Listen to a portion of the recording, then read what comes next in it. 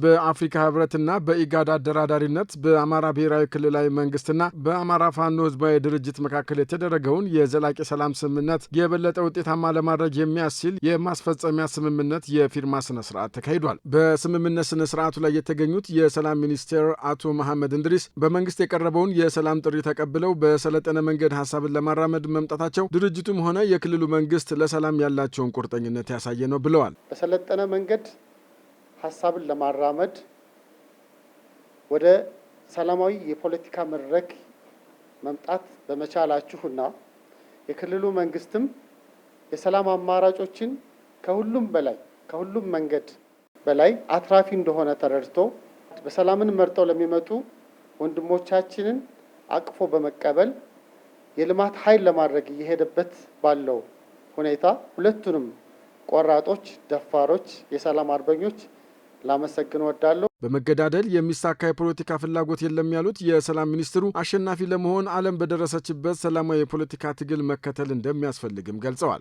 በመግደልና በመሞት የሚሟላ ወይም የሚሳካ ፖለቲካ ፍላጎት የለም። አሸናፊ መሆን ከፈለግን ዓለም ስልጥኖች በደረሱበት ሰላማዊ የፖለቲካ ትግል ውስጥ መግባት፣ ህዝባችንን ማልማት፣ ለህዝባችን ለትውልዳችን የሚበጀውን መስራት እንጂ ለትውልዳችን ለሚቀጣዩ ትውልድ መማሪያ የሆኑትን አቅም የሚሆኑትን መሰረተ ልማቶችን ማጥፋት፣ እድሎችን ማጨናገፍ አይገባም። የአፋሕድ ምክትል ሊቀመንበርና ወታደራዊ አመራር ኮሎኔል ፋንታው መሃባው የአማራ ህዝብ በተደራራቢ ጦርነቶች ምክንያት ግጭትን መሸከም የማይችልበት ደረጃ መድረሱን ጠቁመው ትግሉ ከመነሻ ዓላማ ያፈነገጠና የተጠለፈ መሆኑን ተናግረዋል። በአማራ ትግል ላይ ብዙ ጣልቃ ገብነት አለ። ከውስጥ እስከ ውጭ ይህ ፍላጎት ትግሉንም ወይም አጠቃላይ ፋኖንም ወደ አንድ ሊያደርገው አልቻለም። በዋነኛነት ይህን ትግል በበላይነት የሚመሩት ወይም ደግሞ ተጠልፏል። የተጠለፈውም በህወሓት በሻዕቢያና በግብጽ ነው። ከነኚህ ሰዎች ጋር ሆኖ የአማራን ጥያቄ መመለስ ይቻላል ወይ ነው። እንደ ሀገርም የኢትዮጵያን ህዝብ ጥያቄ መመለስ ይቻላል ብለን ካሰብ አይቻልም። ሌላው በትግሉ ውስጥ አክራሪ ብሔርተኝነት ከዕለት ወደ ዕለት እያበበ መጥቷል ያሉት ኮሎኔሉ ይህም ለአማራ ህዝብ ሆነ ለኢትዮጵያ የሚመጥን ባለመሆኑ የሰላም አማራጭን ተከትለናል ብለዋል። ምንም እንኳ በአማራነታችን ተደራጅተን ብናታግልም አክራሪ ብሔርተኝነትን አንቀበልም። አክራሪ ብሔርተኝነት ለ35 ዓመት ያህል ከዛም በላይ አየ ነው። አገር ሲያፈርስ ሲበታትን ወይም ለመበታተን አደጋ ላይ ሲጥል አየ ነው።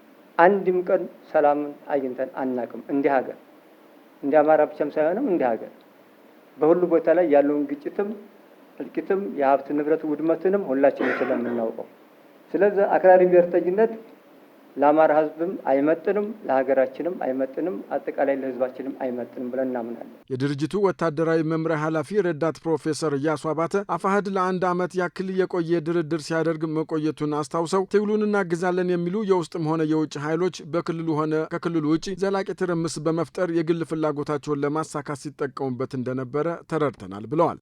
ትግሉን እናግዛለን የሚሉ የውጭና የውስጥ ኃይሎች የሚፈልጉት እንዳይሞትም እንዳይድንም ነው። ህዝቡ ዘላቂ የሆነ መተራመስ ውስጥ እንዲቀጥል እና የነሱ ፍላጎት ሀገሪቱንም መንግስትንም ያስጨነቁ ጉዳይ ማስፈጸም ነው እንጂ እኛ አሸንፈን የሚያግዙን ቢሆን ለመንግስት አዝነን አይደለም ይሄን መንገድ የመረጠ።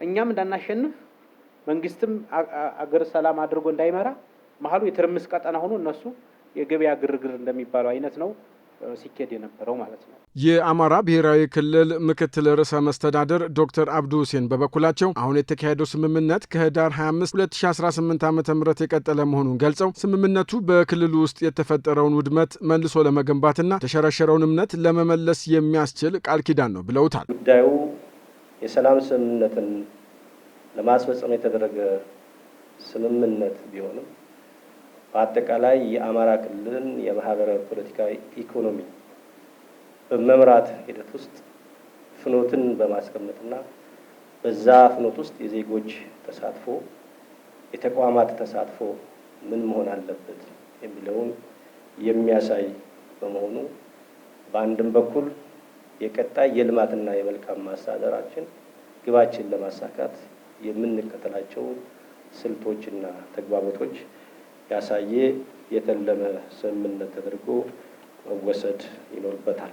ለቀጣይ ዘላቂ ልማትና ጸጥታ ግንባታ ብቸኛው መንገድ ሰላም ብቻ መሆኑን አውቀን ለቃላችን በመታመን እጅ ለእጅ ተያይዘን የክልላችንን ሆነ የሀገራችንን ሰላም ለማጽናት ልንሰራ ይገባል ሲሉም ምክትል ርዕሰ መስተዳደሩ ተናግረዋል። አሁንም በተሳሳተ መንገድ በጫካ የሚገኙ አካላት የሰላም ጥሪውን እንዲቀበሉ በመድረኩ ጥሪ ተላልፏል።